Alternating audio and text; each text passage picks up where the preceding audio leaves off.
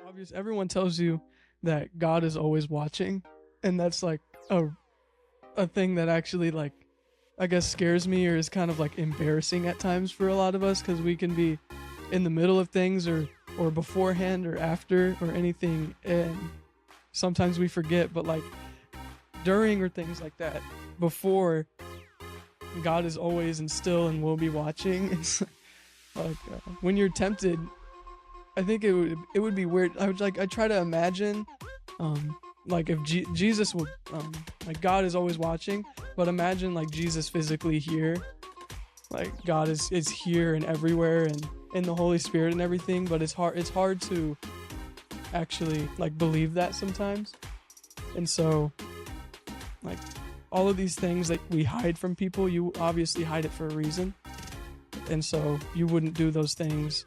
Let's say if anybody was there, your dad or your girlfriend or anyone was there. So why are you doing these things while God is always watching you?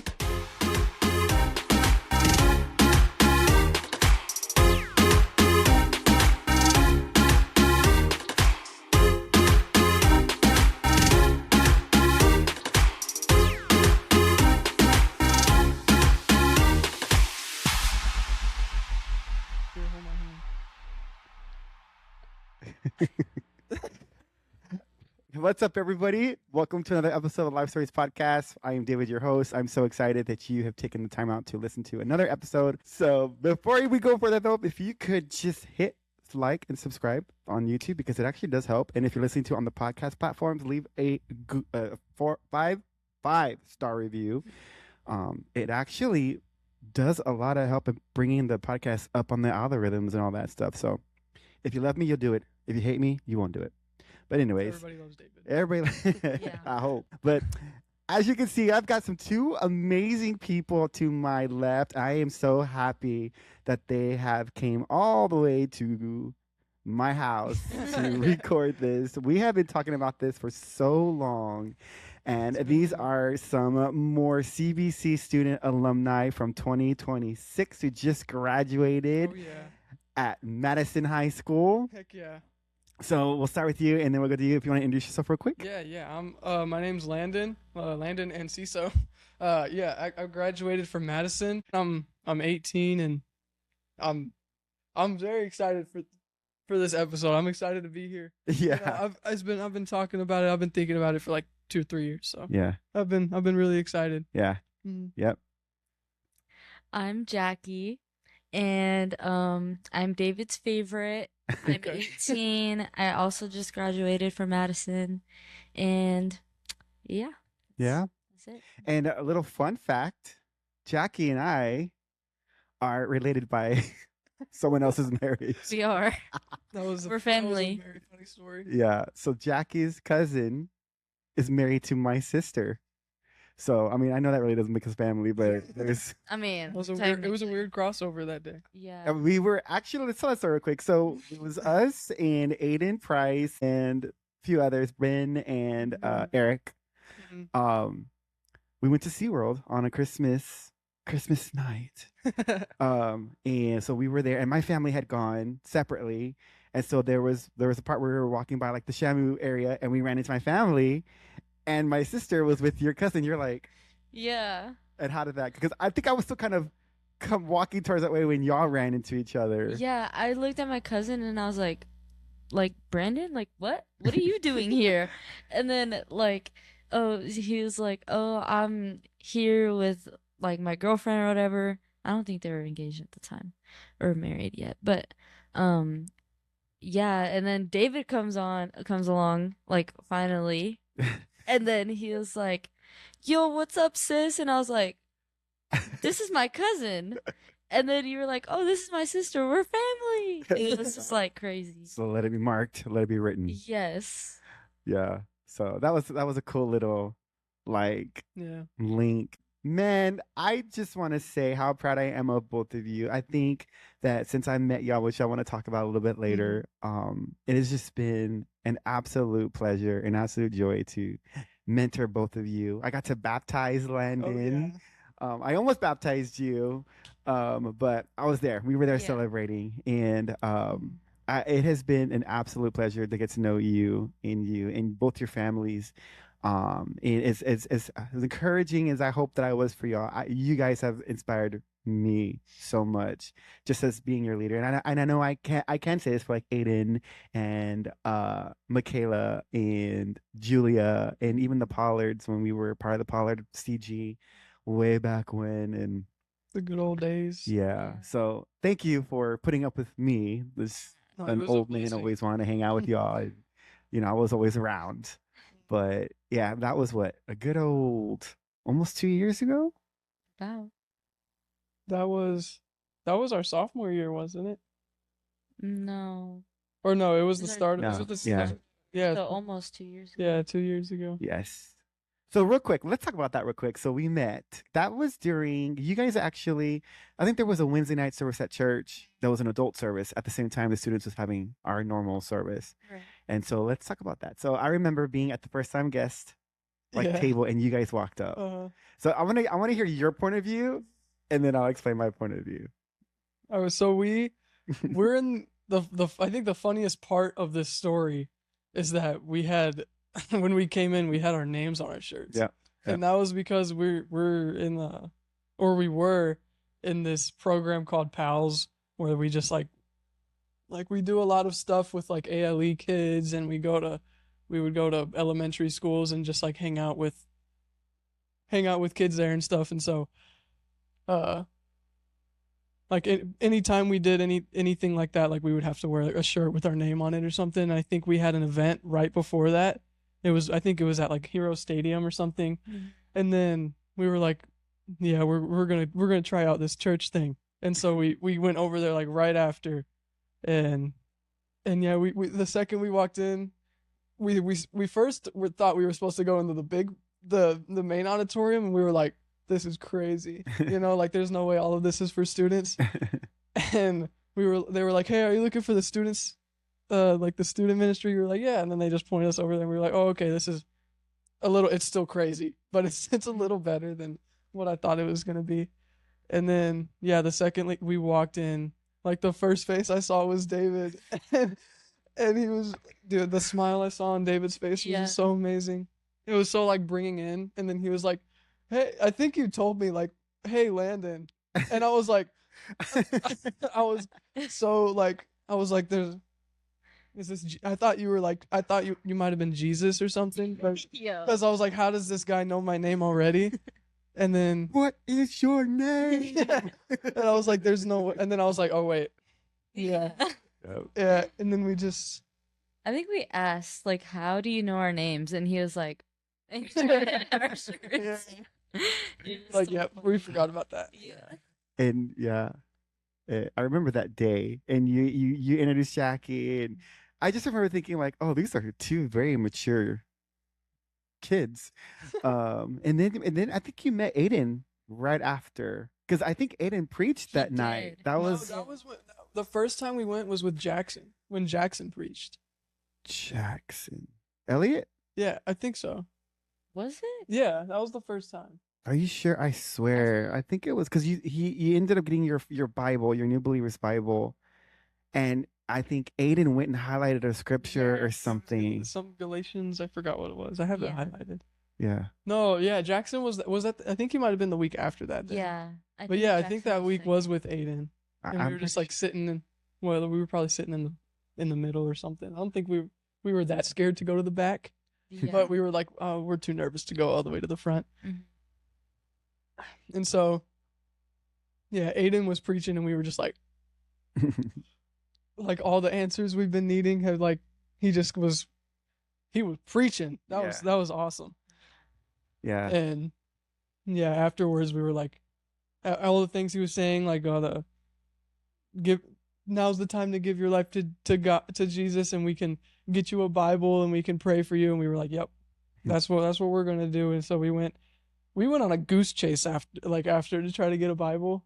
I guess, I don't know. We didn't know what we were doing, and we just asked like 3 different people, and all those people kind of sent us in different directions, and we finally made it, and we got our Bible. And right after, we were like, that probably took us like 20, 25 minutes, and we were like, oh, I hope like he's still there or something. Or so I think we actually ran over after we got our Bibles, and we tracked him down. It's kind of easy to track him down because he's like So 7 feet tall. Yeah. And so we we ran over and we found him, and we told him what just happened this night or that night, and we were like, please, like, highlight that verse that we were going over this whole time, and then that's how we met him and got in contact and everything. Mhm. Yeah. And then we invited you to our CG because we and him were in the Pollard CG together, Uh-huh. and then you guys showed up and never left. Yeah. Yeah. You guys were always the last ones to leave, and we loved it. Yes. I remember Miss Pollard. I remember we were talking about. I don't know what we were talking about. But we were talking, and I just remember Miss Pollard saying, "I just love them so much." And you guys are very, very much loved at CBC students, and it is not going to be the same without both of you. Yeah. And I mean, it was a big year for me. All of my goats are going. Right. But it is cool to see you guys kind of popping in at CGA every now and again. I hope to see you there a little bit more often now that you're staying and I mean you are leaving. So Jackie, talk about your next step real quick on school and what you're doing to go and do. So basically, I got a scholarship to play softball at Oklahoma Wesleyan University. And um yeah, that was just crazy. Like honestly, it was just crazy because like I was like really stressing over school choices and this, that, and the third. And then I went on a visit to that school and then I just instantly like fell in love with it, fell in love with the environment, and it was just awesome. It was crazy. So I'll be leaving there literally in like 8 days. And You'll be at school when this thing drops. yeah, I'll be at school when it Oh, drops. So that's sad, but I'm happy for all the moments that, we've had here together. And so yeah, I'm going to go studying nursing, and hopefully that's my home for the next 4 years. 4 years. Yeah. That's supposed. It's right now. It sounds like an eternity, but it'll be so fast. And then of course there's like Christmas, and you'll be back for Thanksgiving in no time. I know I was talking to some of the students who have graduated the year before in 25. Are obviously they've been here for the whole summer, right? So we've been hanging out and stuff. And they're all heading back. So it's like this week, I'm like, everybody's leaving me again. Oh my God. We But do this every year. every single year. This is probably why I don't have any kids, because I couldn't handle the emotional stress.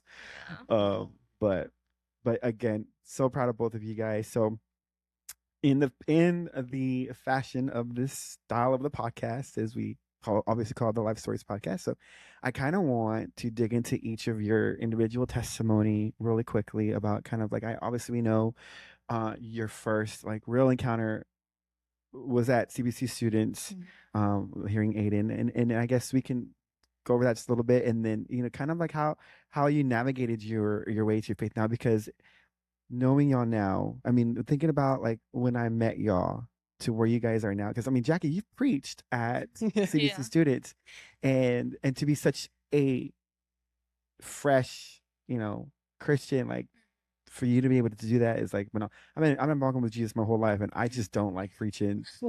So I can talk about Jesus, I can share my story, but man, you talking about preaching, I will probably distract you and take you so far off the other road. Like I'll make you question everything you ever believe, because my brain is just so like hamster wheel.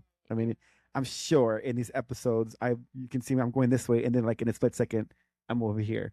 So I'm just not built for that. But yeah, so just we can start with you, Landon. Okay, so you came to CBC students, you heard Aiden preach, you gave your life to Jesus, you got your Bible. Oh yeah. Then what happened?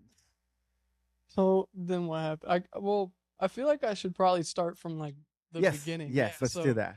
So I guess I kind of grew up in church, but at the same time, I feel like a lot of people struggle or start out the same way I did, kind of feeling like forced to almost, or just like having that like, oh, we're going to go to church, and being like, oh, like with my mom, and not wanting to, and thinking that it's just a waste of time and all this. And because, I like growing up with it, it almost feels like you didn't have that personal like experience to be like, oh, I want to go and there's a reason to go. So, you know, I always knew what Jesus was. I always knew what church was, but I never really knew what it meant to believe, or never knew what it meant to, I guess, know the Bible, know what God is and all of that. And so after probably a wild guess, probably like 8 years old or something, like I kind of just completely family and everything, and I just stopped going. Like that was kind of like out of the picture. And I guess my main, if I had to pinpoint like a main struggle for my life, it would probably be lust. Like I got introduced to it at a really, really young age, and I guess it's kind of stuck with me the whole my Ask the that college girl. it's stuck with Don't me. hurt yourself, babe. That's stuck with me basically ever since then, and it's definitely had a huge impact. And there's been a lot more things, like there's a lot more that comes with just lust, like um a bunch of, probably I think it was around my sixth or seventh grade, my sixth or seventh, when I was in sixth or seventh grade, I so stop. She's fighting it. Yeah, around that time when I got like really heavy anxiety, really heavy depression and all that, and it was definitely like a side effect of all of that in my brain. And um I think it was my seventh grade year when uh I was put into like a hospital for, I think it was like 2 weeks, just because of my mental state. And I was just like so far gone, and I didn't have direction. I was doing bad things, and uh you know, just wasn't in a good state of mind. And so in there it was kind of like traumatizing, you know, that like, but it kind of put like a stamp on me of like, this is what my life could be like, like full of fear, and full of um like all the people in there too were like creepy, like they were scary, some of those guys. And so I was like, am I bad enough to where like I could be surrounded by these people and other people would think I'm normal to be around them? And you know, being around and dealing with lust all my life, I think it made, and you know, dealing with anxiety and depression made me feel like I was like it was normal. And so when I got in there, I was like, if I'm normal, how am I around all these people? And it was kind of like an eye opener to be like, oh, I'm not really normal.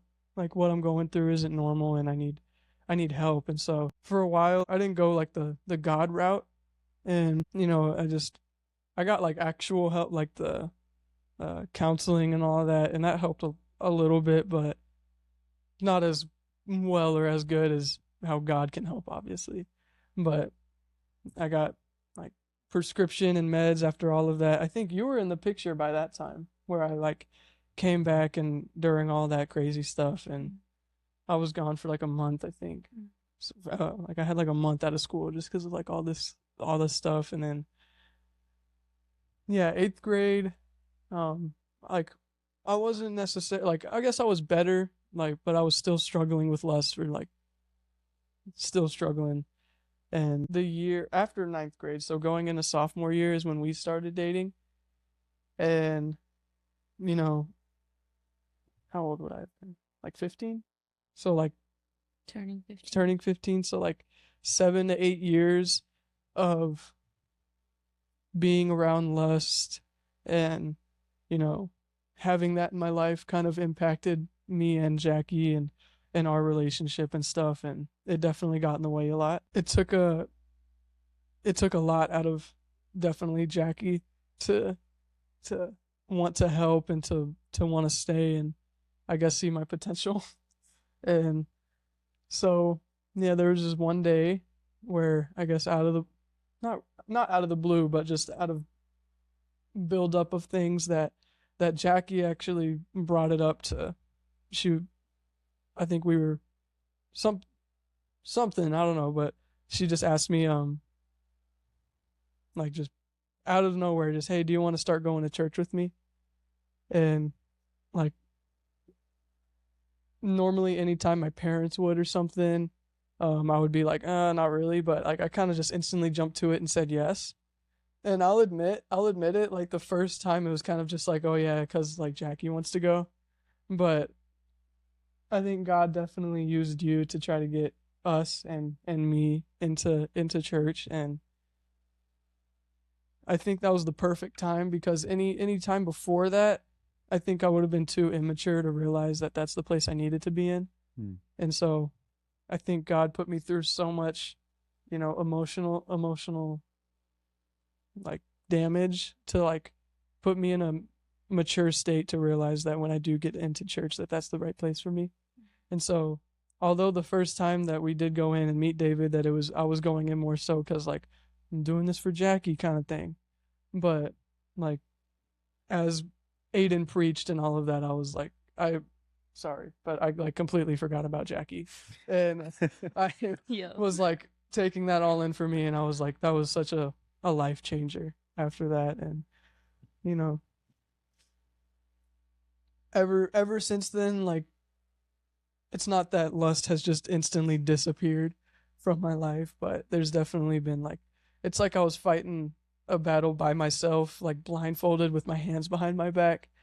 But like ever since church and meeting Jesus and giving my life to Jesus, it's like now I got God on my side, and like I can see how I can fight, and I'm not just fighting it alone. Like I can just I don't even have to fight either. It's just Mm, that's I good. can just I could just stand behind and let God handle it, and He's definitely helped with that problem and helped bring me and Jackie together because you know I think we were probably dating a year until we started going to church, and between that year I like we grew so close together, so every time that lust would get into the equation and it would break us apart, like that would be such a huge problem for me too because I didn't want that to happen because it was such a big thing for me because I love her a lot. So, and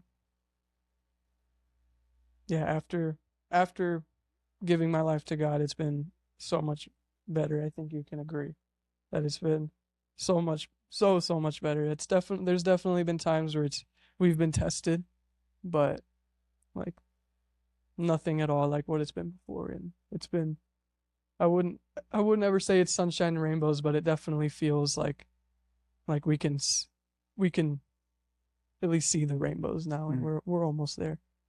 But it's gotten a lot better. Mhm. that's powerful. I mean, it's definitely evident. Yeah. And I don't somebody told me about they had asked me why are you focusing so much on the kids right now with the podcast, and I was like, just hearing your testimony is so encouraging for me. So obviously we've been having the revival nights at CBC, and this past Wednesday was revival nights, and so we had our regular midweek service, our regular midweek service, and then revival nights was going on still. When the midweek service ended, revival nights was still going, and I just will never forget when I saw the kids literally run from their midweek service, run into the lobby, and ran into Yeah. the main service. And so I walk in and I'm seeing everybody's at the altar because they were doing spontaneous baptisms and all the things. And everybody was jumping. And I'm like, man, this isn't the church of tomorrow. This is the church of today. 2 years ago, 3 years ago, the freshmen coming into all the middle schoolers and the high schoolers. This is the church of today. And God is using you and you now. Not you don't have to be 30 or 40 or 50 years old to have a testimony. When you hear somebody like Wade talk, and it's like when he's lived all this life and he's gone through all these things, and you hear it and you're so encouraged. But I'm like, yeah, but you're 18 years old and your story can be just as powerful, Yeah. if not even more, because now someone your age can hear you. I think every young person that I've talked to as a leader, this is something they struggle with. Yeah. For sure. So man, thank you for sharing that. I'll ask you one question and then we'll get into Jackie. Yeah. So what advice would you give to someone your age or anybody who's in middle school, high school, or any adult what got you through? Like, how did you navigate through that? Like when you're feeling your weakest and it's like, let me just pop open my phone real quick and da da da da da. Yeah. So what were the kind of steps that helped you kind of like break away from that? So I learned a lot during like counseling and all of that before that I kind of flipped into I can use Jesus for this. And um I think this goes for anybody like going through anything. When there's something so strong in your brain, something as simple as like listening to music. Like before I gave my life to Jesus, like when I would be really tempted, I would just like try to put on some music and it would help sometimes. But like other times I would just forget. But after I gave my life to Jesus, how you feel during worship, like at church or at midweek or anything, it's like that feeling sticks with you once you re-listen to those songs. And so before then, like I didn't have anything to really like, yeah, it was music, but I wasn't like listening to that music. And so when I put on something like Christian music, worship music, like that would like it would help me so much because it would remind me of what I'm fixing myself for. And another thing is obvious. Everyone tells you that God is always watching, and that's like a thing that actually like I guess scares me or is kind of like embarrassing at times for a lot of us because we can be in the middle of things or beforehand or after or anything, and sometimes we forget. But like during or things like that, before, God is always and still and will be watching. It's like when you're tempted, I think it would be weird. I try to imagine like if Jesus will like God is always watching, but imagine like Jesus physically here. God is here and everywhere and in the Holy Spirit and everything, but it's hard to actually like believe that sometimes. And so like all of these things that we hide from people, you obviously hide it for a reason. And so you wouldn't do those things. Let's say if anybody was there, your dad or your girlfriend or anyone was there. So why are you doing these things while God is always watching you? I like always try to think about that while before or after anything. Like before anything, I would be like, am I really about to watch or type these things in or look at these things? And God is just looking down at me like, dude, this is gross. This is disgusting. Like, why are you putting this in your brain? And it feels so like convicting. I'm like, dang, like you're right. Like this is bad. I'm sorry. Like or afterwards, I'd be like, God had to watch you do that or something like, and I'm like, it's really the only word I could say is it's kind of embarrassing to, have such a like a powerful moment at church or have such an amazing time with your friends there and tell them about your story and give people your advice and then go home and do the same thing they told you not to do. But yeah, real advice, if I could give people real advice, it would be to distract your mind. To a lot of things I do is just get active.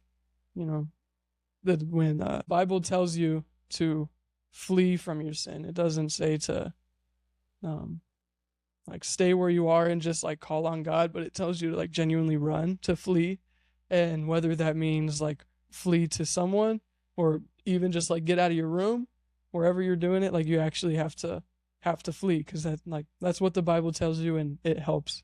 If you're always doing it or doing something you're not supposed to in your room, in your bathroom or anywhere where you hide, like that's up to you. Like you can't say that the devil makes you or anything like that. Like you can use your 2 feet and walk out of that room and go downstairs and spend some time with your family on the couch or go work out or,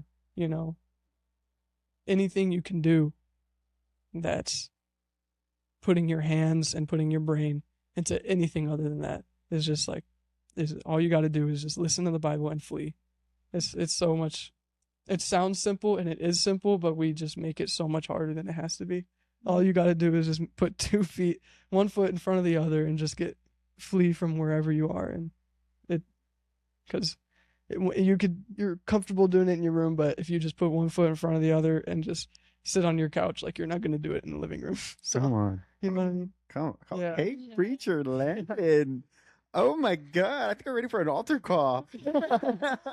That is powerful. And honestly, it really is simple. And actually, I'm so glad you said we make it harder than it really Yeah. is. And a lot of times, and I'm gonna be honest, this is something that I struggled with in my own story, is I didn't want to give it up. Yeah. Like I wanted to because I knew it was wrong, but I didn't want to. Mm-hmm. So I was in bed with my sin, like literally, Yeah. you know? And so a lot of it is not that we don't have the strength. It's just we want to stay in bed with our sin. We It's comfortable. cuddle with Yeah, the it's devil, you know? Thank you so much for sharing Yeah, that. of And course. that was so powerful.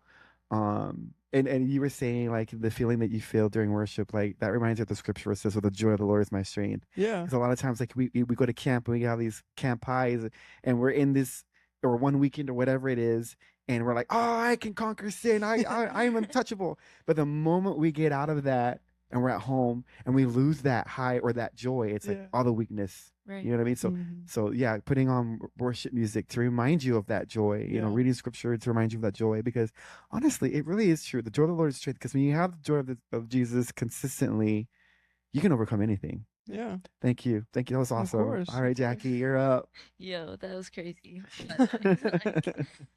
Like, so I guess I'll take it back to middle school as well. I guess I found myself, like, now looking back, I guess I found myself worshiping other people in the sense of like what they think about me.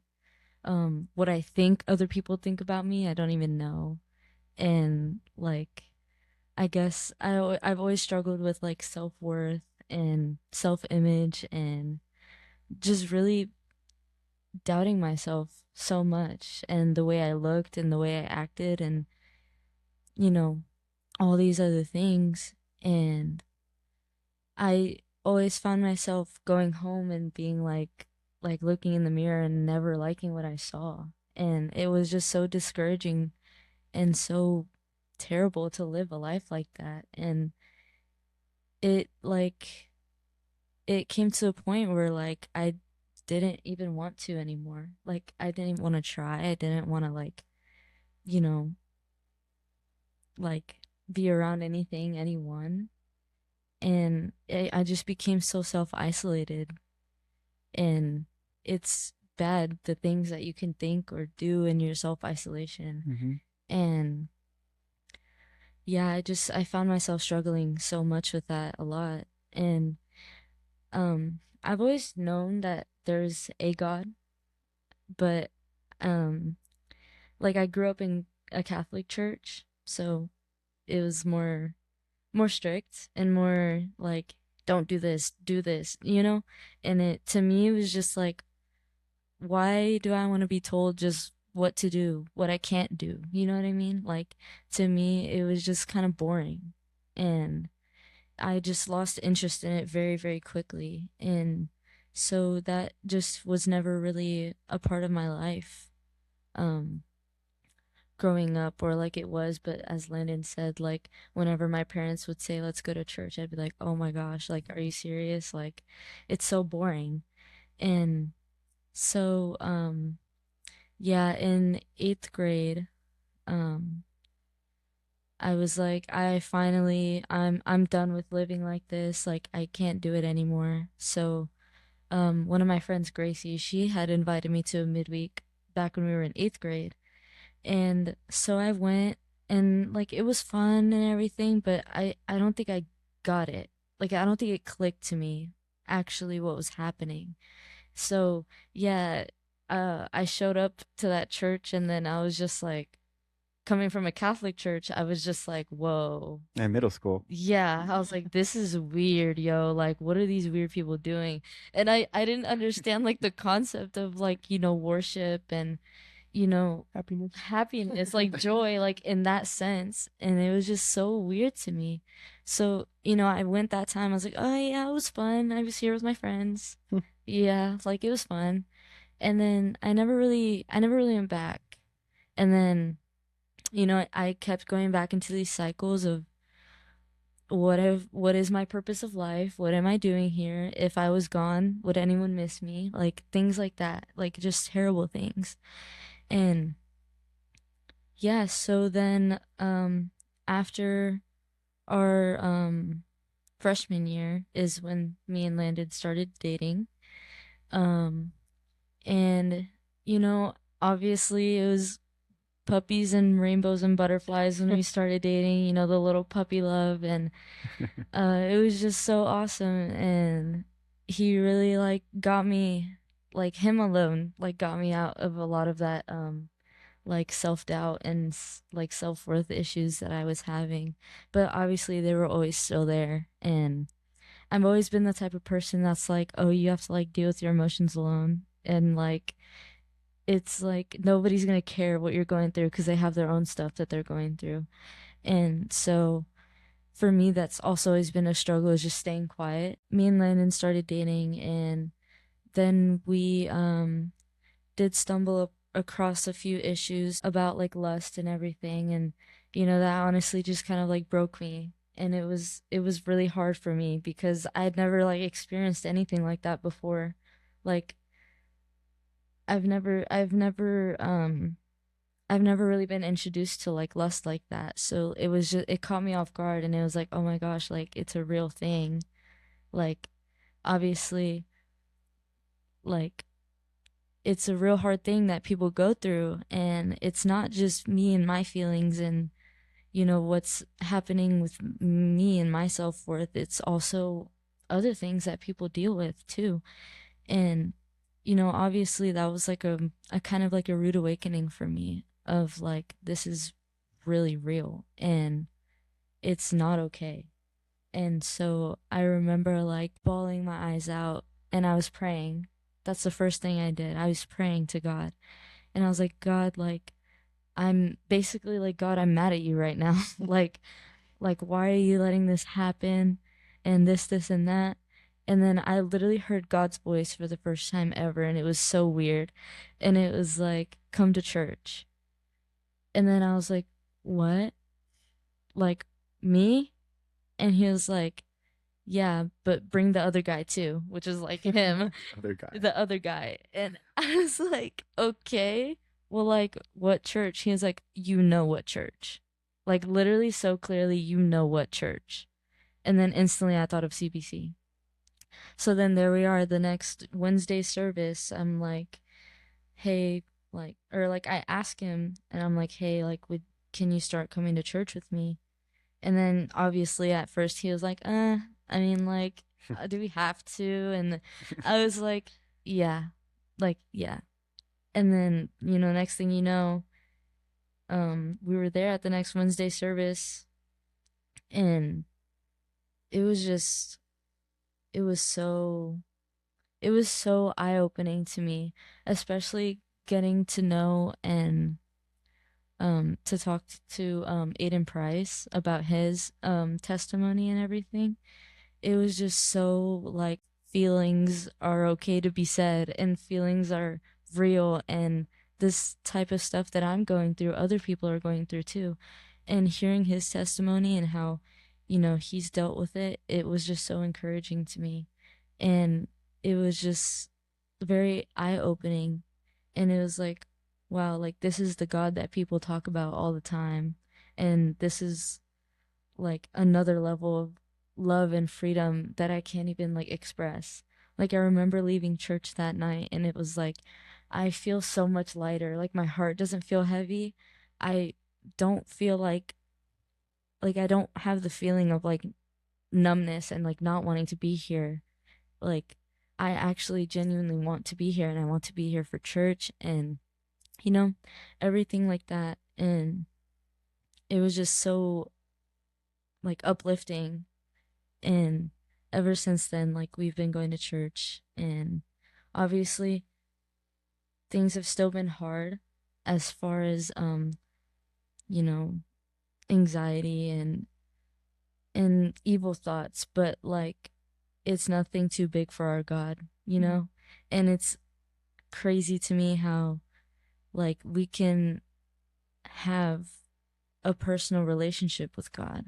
It's so crazy to me that, like, how empty I was feeling back then and just nothingness and emptiness to like now feeling so full just because, like little things, like Landon was saying, like little things like worship music. It makes me feel so full and so like uplifted. And yeah, so I guess that's my testimony. That's great. Yeah. Yes. That was awesome. Thanks. Yeah, and you've come so far too. And like I mentioned a little bit earlier, you got to preach a service. So talk to me how that came about and like how did you feel doing that and um so be to be such a young Christian, but not only young in age, but Mhm. young in your faith. Right. Um if you want to like talk about that just for a Yeah. little. So, okay, so I was just like sitting and having alone time with God, and I was just like, all these like ideas just started like clicking into my mind. I had always loved reading Proverbs. So that's my Mhm. book in the Bible. Like I love Yeah, Proverbs. it's a I great love book. wisdom. Like Yeah, Book of Wisdom. yeah. Oh yeah. It's oof. If mm. Yeah, she's the wisdom in the relationship. Yeah, because what was she corrected you earlier? Yeah. I don't Was know it what you said. or stuck or something? Yeah, something like that. Something, I don't I even don't know. know. She learned that in Proverbs. Right. Just kidding. If you ever need anything, Proverbs. No, but yeah, I was just having a long time with God, and then like I was reading Proverbs, and then things just started like clicking to me in my mind, and I was like, I'm just gonna write this down. I would tell you, even to this day, I don't remember what I wrote down. I don't remember what I preached about, what I exactly said in like my sermon, but like I just that's how I know that God really used me and God really spoke through me. And so yeah, and I was writing things down, and then next midweek, I went up to Aiden Price, and I was like, it kind of took like some encouragement from Landon because he read it and he was like, "Oh my gosh, like you need to get this out there," and he was like, "Go up to Aiden Price and tell him about this meow," and I was like, okay," and so I did, and then he was like, "You need to preach this," and I was like, "Oh, okay." Can someone else do it, or because I do not like public speaking. Like I always feel like my voice gets all like shaky and then I start stuttering and sweating and it's just like the worst thing ever. And yeah, so I read it to Aiden Price and yeah, he was like, "Well, you need to preach this." And I guess he got the word around and then I did. And the best advice that Aiden Price um gave me was like right before I preached to save a seat in the front row for Jesus and act like he was sitting right there. Not that you were preaching to other students, not that like there were, you know, hundreds of students in the room, that you were speaking to Jesus. And that was just like crazy to me cuz I was like, yo, if like once I started preaching, I was just like it literally feels like there's no one else in the room right Mm. now. And it was just so insane how quickly that was brought up. Like it was crazy. Yeah, I remember that. Man, I could say countless things, like all the memories with just particularly y'all. Um, so another question I do want to ask is, as a young Christian couple, Ooh. how do you navigate dating in high school for one, and then dating as a Christian couple in high school? And go.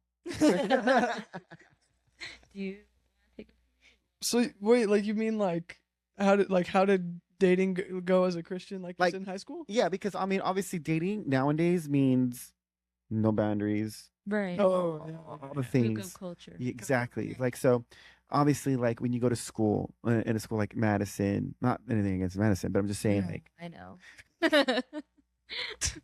Oh well, you haven't met the people there. um, because I, fe- Any regular, probably non-saved or non-follower of Jesus couple would probably hooking up, Right. doing all things like, and I think it would be common assumption that you guys were for people that didn't know y'all, right? Yeah. So when people found out you guys were Christian and you guys were not, you know, you know, doing adult things, Right.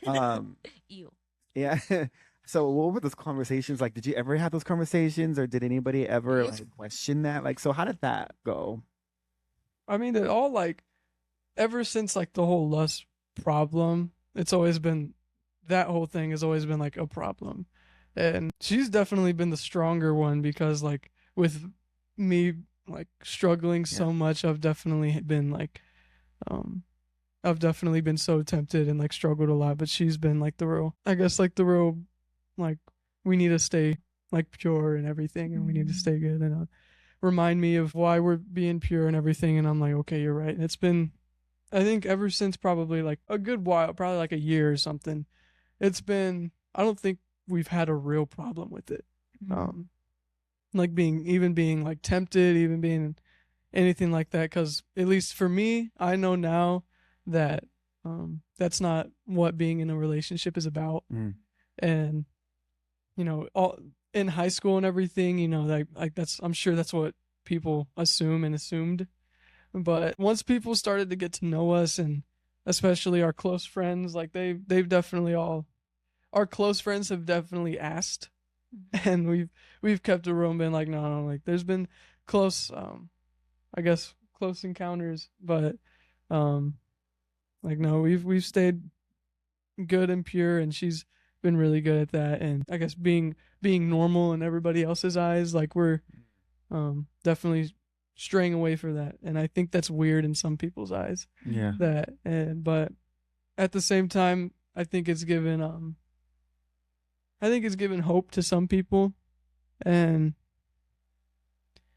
I think some of your friends, even, I feel like culture would be like, oh, he or she is so, she's so hot, or she's so bad or something, or he's so bad, or ooh this, ooh that. But I think our friends now and before then, they all like, they would only always only say like she's so sweet, she does this for you, or he does this for you, and y'all are so good, y'all are, we do get the compliment a lot of like, y'all are so like good in y'all's faith. And it definitely, at least for me, like builds me up a lot, and it encourages me, because I'm like, I'm glad somebody is seeing this, because like it could be hard, and just somebody saying like, y'all are so strong in y'all's faith. And if I want to be in a relationship, I want it to be like y'all's and everything. And I was just like, that makes us feel, Well, me too.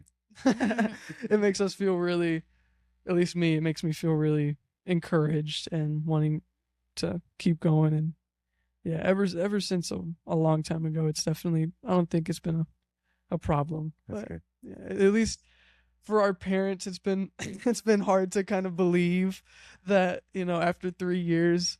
But yeah, if y'all are watching this, no, No. we've been good. But yeah, it's I think it's hard for people to believe that, but all they gotta do is just get to know us a little. Yeah. Oh, that's good. That's good advice. I mean, Yeah. that's good. I mean, the best sermon anybody can hear or witness is yours. Right. Your, oh my gosh, my mind like totally blank. Is your life. Yeah, Um, because being so young and new into a relationship, and like hormones and the culture and the our friends and like everything that was around us was just like, everybody else is doing it, it's normal. Everything was like pushing us, and everything was like why not, and so it was hard to, but it got easy pretty quick once we got it once that got normal for us, and we stopped thinking that everything else and everybody else and the world was normal.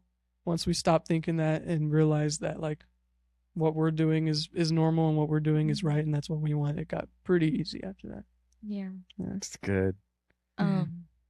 I guess before I fully answer that question, I want to say, like, before I really, um, I guess, got those types of questions or cared what other people think about our relationship and all that other stuff, I was like thinking to myself, because after like those problems with lust that, he did have, I found myself almost like non-forgiving and not being able to just get it out of my mind of what actually was happening. And so I just remembered, like, and I was thinking about it and I was praying to God about it. And I was like, I think God put this thought into my mind of like, well, Jackie, you have to realize like he's been dealing with this by himself all these years. And now he gets to go through it with you and get over it with you. So, like, I always thought to myself, like, you know, I see how hard it is battling it with someone else and getting through it with someone else, but, like, you can only imagine how hard it is to go through alone.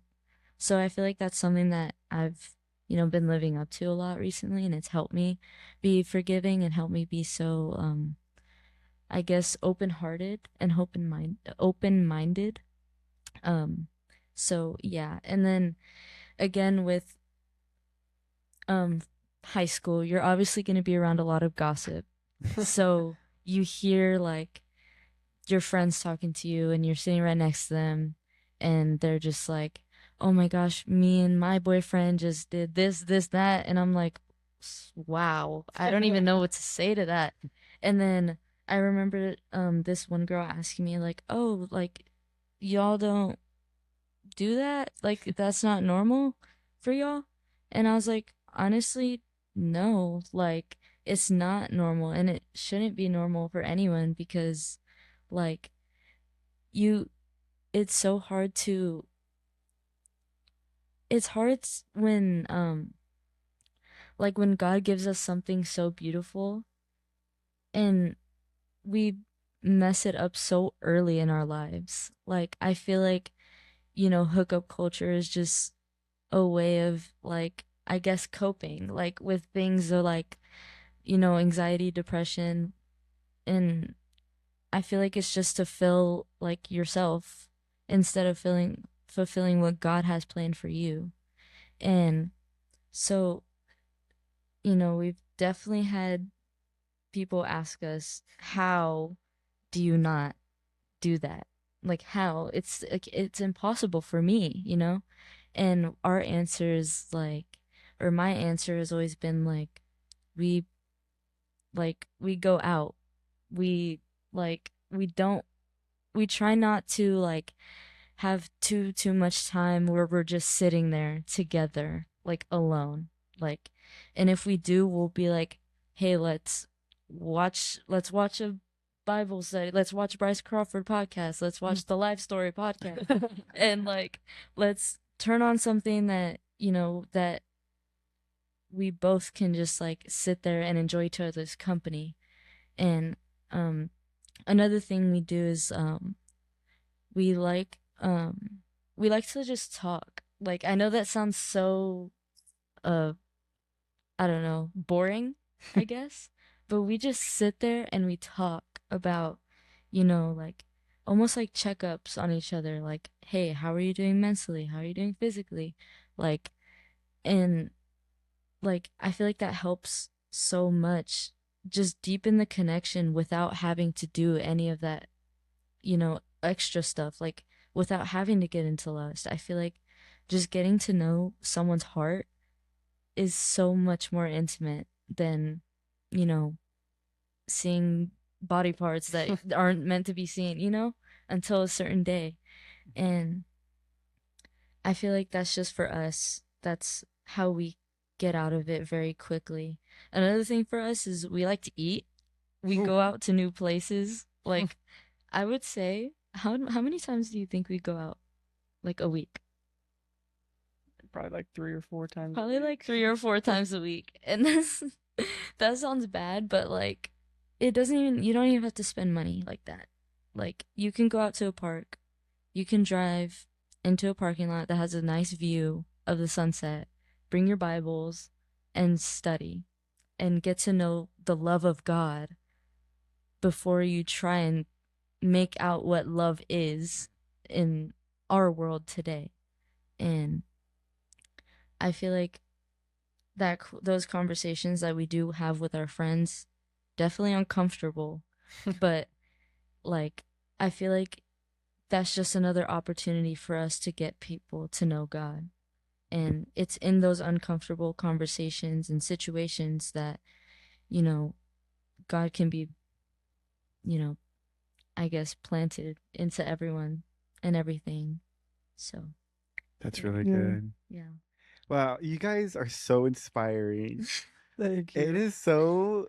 I'm just flabbergasted of how mature you guys are, and then thinking about again meeting you guys, and I thought you guys were mature back then, and it's only been 2 years, and yeah, you guys could absolutely win a whole school for Jesus. And I think that even though like your high school years are over, you're getting Yeah. ready to go into university, and you're going to UTSA, right? Sack. Or you're going to SAC. Yeah. I went to SAC. Really? Yes, for 1 semester, and I hated it. But yeah, but this, like, the impact you guys are having, even though you guys will be apart, is only the beginning. Yeah. Like, Right. I really do think, and now, I am no relationship expert. I am the least qualified. But I think as a leader, or as a friend, Mm. um, gosh, now that you guys are separate, use that time to focus on Jesus. Yeah. You know, and being together is so, and I think so many of your overcomings are because you guys were together. Yeah. And I just think that, oh my gosh, like, you're gonna be in school, and you're gonna be here in school and working or whatever. Like, when you guys come reunite, like, it's just only gonna be like, Mhm. look what I learned about Right. Jesus. You know what I Right. mean? So oh man, I'm so encouraged by both of you. I'm listening to you. I'm like, I could sit here and talk to y'all all night Yeah. long. Hey. But man, and I think even though you guys are not on a stage preaching the gospel, just the way that you are, like, we're talking about like those weird uncomfortable conversations at school, people are watching. In today's culture, with where everything's permissible, and there's just all this weird stuff going on. And like, even Pastor Ed's message this weekend, man, we're living in some crazy times where it's like, well, everyone else is doing it. Mm. And the few but strong, Mhm. and people like you are such an example. And I yeah, I feel like I just repeat myself all the time. I'm so proud of you, but I am so freaking proud of you. Like, Thank you. and even for someone of my age, you guys encourage me so much, and I'm so incredibly grateful to get to have known y'all, and to continue to know y'all, and maybe one day be at a wedding. And Oh yeah. so, and I've gotten to know both of your parents. Like, yeah, I Yeah. Yeah. yeah. But man, I'm so glad we finally got to this. And Landon and I were texting, and then you mentioned that you were leaving Yeah. this week, and I was like, oh no, we got to come over. Like, Yeah. it has to happen this week. Like, we cannot. Yeah. And this has been a long time coming, and I'm so glad you guys got to finally come over. Yeah. And maybe when you come back into town, and I've been throwing these awesome watch parties at my house, and next time you guys will have to come over, and we, with some friends from church and some of the other leaders and interns and all those things. Um, is there anything, like, real quick, you wanted to, like, just kind of throw in real quick, like, any last encouragement for maybe anybody, that maybe in high school, or just anything? Like, going back to what I said about just putting one step or one foot in front of the other. It doesn't matter what you're going through, whether it is lust or anxiety, depression, anything that you're going through. The answers are in a book, um, in a book called the Bible, and there's plenty of people at any church near you that is going to tell you everything that you need to know and point you in every direction and get you every kind of help that you need. But again, it all starts with you. Um, it's not like God is just gonna rip you out just because just because. And it does take you first. It takes you to at least step out of the house and try to make the first move, and God is always on the other side of the door just waiting and waiting and being so patient with his arms wide open. But um all he's doing is just waiting for you to actually take the chance and put one foot in front of the other and open the door, and he'll be waiting for you no matter what you're going through. Um just like me, it was hard for me to believe that until I took the risk and actually um, until I actually wanted to, and I actually tried to, and again, I keep using the same thing, but until I actually took action and put one foot in front of the other. So Yeah, so powerful. thank you, thank you. I just want to give some advice of something that took me and a lot of other Christians a long time to realize. And it's that your first step to freedom is admitting to God and being like almost having a sense of like humility and being like, God, like it's not like it's not because these people are telling me these things that I should think about myself. That's not the problem. The problem is that I believe those things that people are telling me about.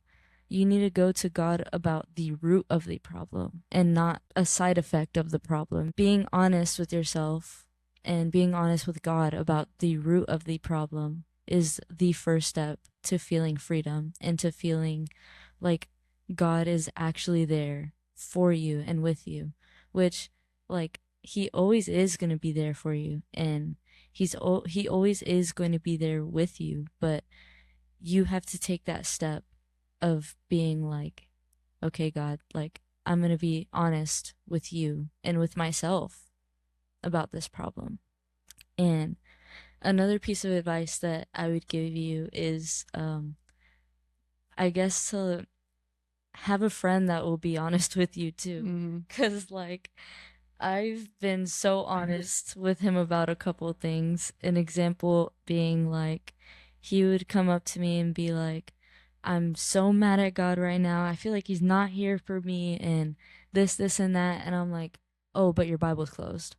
Yeah. Or like, "Oh, but the first thing you do in the morning is get on your phone." Like I clock it. Like you need to get you need to get a friend that will clock your tea, cuz like for real, because then like I'm sure you could back it up, like it's just like eye-opening. Yeah. Yeah. That wow, both of y'all. Wow. And I'll say this to end this is we're 18 years old, right? Both of you. Yeah. And this message isn't just for students. This is for adults. And if you're an adult listening to this, like I'm telling you when I say God can use even an 18-year-old. And I know that there are people watching this or listening to this that are struggling with lust still in their 40s, in their 50s, whatever. And that message you gave is still just as powerful for that person who's walking through that, who's, decades older than you. Yeah. And it's not too late. Like, I mean, just because you both found freedom, whatever you were struggling with in your teenager years, but God's still, like you said, he's always at the other side of the door knocking. And what I have to do is open it. And I love that you said you find your friend, partner, whatever it is, that you can be honest with it. I love that you guys have this conversation with God. I'm so mad at God right now.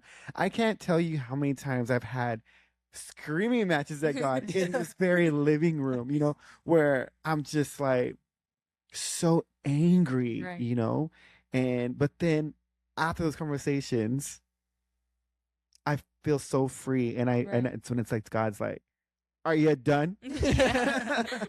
You know, and so man, that oh man, I'm so encouraged by both of you, and this is for anybody who's walking through their teenage years, for CBC students that are listening to this. There's so many new freshmen that are coming into the CBC students, so I'm so excited. And then anybody who's been listening to this, who's been since the beginning, or who's in their middle-aged years or years or whatever, the message is the same for any stage of life, and I'm so blessed to be part of a church that celebrates that. But it has nothing to do with CBC, and I know I mentioned that CBC a lot just because a lot of my guys are from CBC, but this is from anybody, from any church. And if you believe in Jesus, you belong to the capital C church, and that's Jesus. But thank you so much for both of you guys being so vulnerable and bold in your faith, and to share the story today, and I can't wait to get it out there.